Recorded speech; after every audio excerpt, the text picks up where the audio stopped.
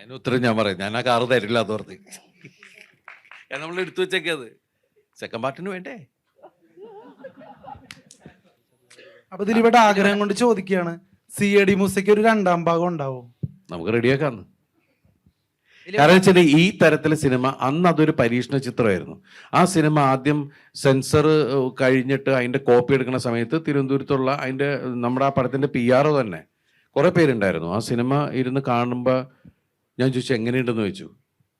അത് ഇത് എന്നൊക്കെ പറഞ്ഞിട്ട്, കാരണം ഏത് തരത്തിലെ സിനിമയാണ്, നാളെ ഇതിനെന്ത് സംഭവിക്കാൻ പോകണമെന്നൊന്നും ആർക്കും അറിഞ്ഞൂടാ.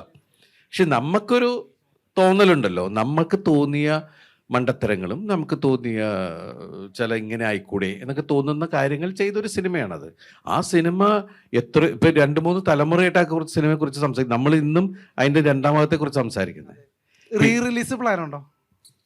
റെഡിയാക്കി വെച്ചിട്ടുണ്ട്. നിങ്ങൾ നിർബന്ധിച്ച 2026 CID മൂസ റീ-റിലീസ് ഉണ്ടാവോ? വേണോ? വേണം.